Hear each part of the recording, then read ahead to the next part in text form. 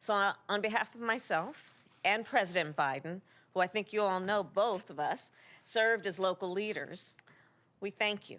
We thank you. We thank you.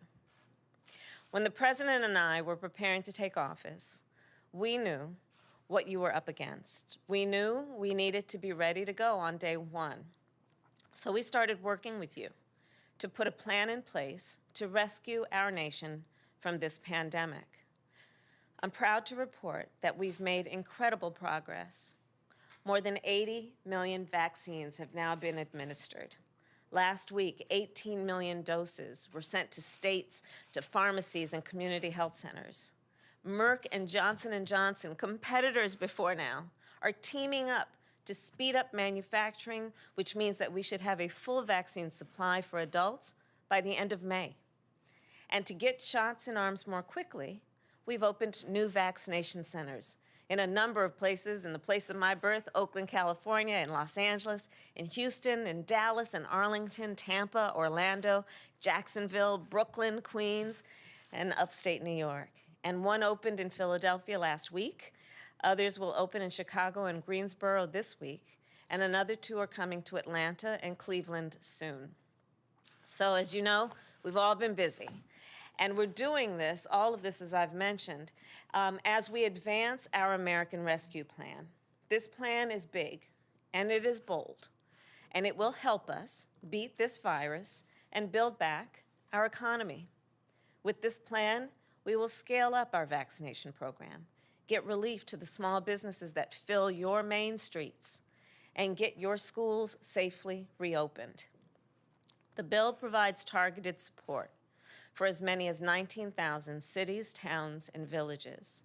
And we know many of you are dealing with budget shortfalls as revenues are down and, of course, expenses are up. As a result, vital services have been cut, and I know you didn't want to, and we've lost more than 1.3 million state and local government jobs in just the past year. In the aftermath of the Great Recession, these kinds of cuts put a significant drag on our economic recovery. And guys, we can't let that happen again.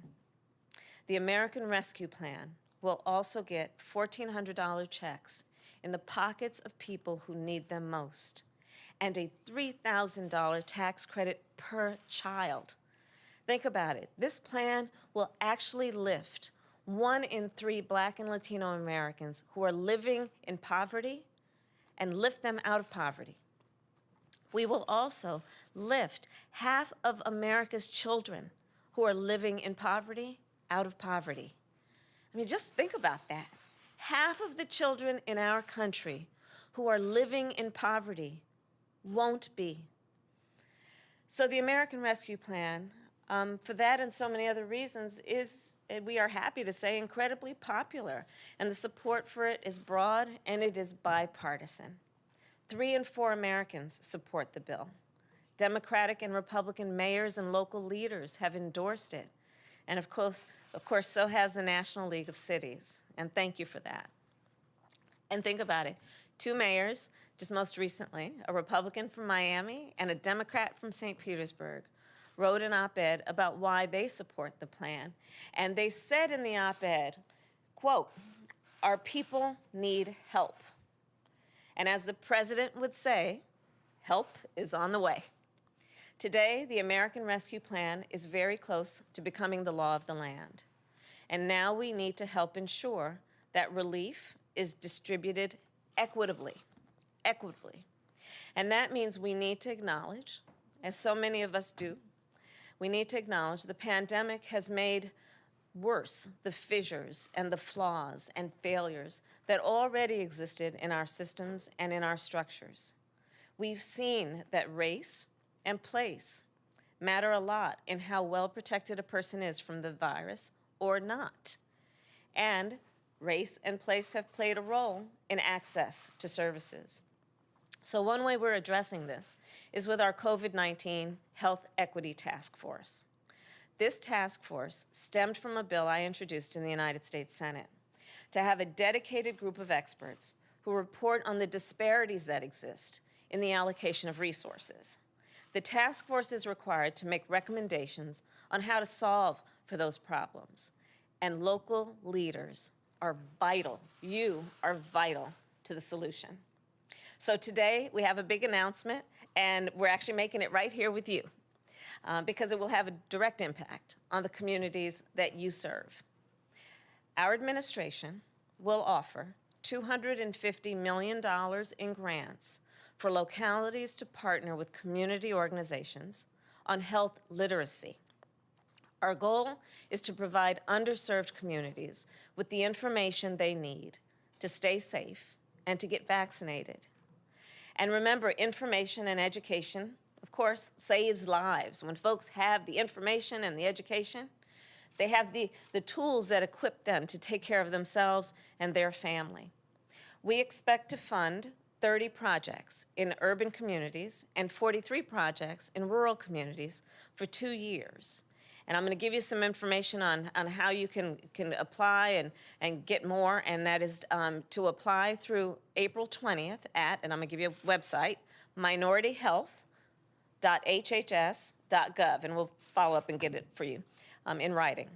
But I ask the friends here, please do work with us to put equity at the center of our collective response, to identify those individuals and communities who have been overlooked, and to connect them with the resources that are available, and to connect with them in a way that we renew and, in some cases, establish trust between community and those folks who are elected to serve those communities. And also, we've got a child tax credit coming that they can take advantage of. So please tell them about it. And tell them about the Paycheck Protection Program and the loans there for small businesses. Please tell your folks about how to get vaccinated at pharmacies and community health centers and mobile units.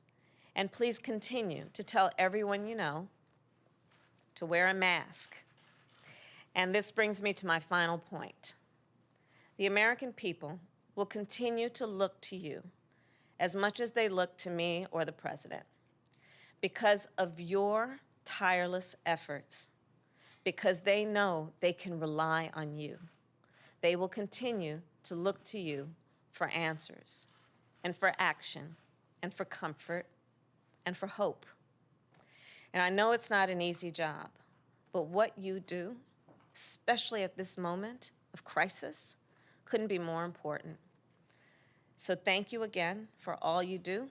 I know it takes personal sacrifice and sleepless nights, but know that the President and I are working right alongside you. So may God bless you, and may God bless America. Thank you all.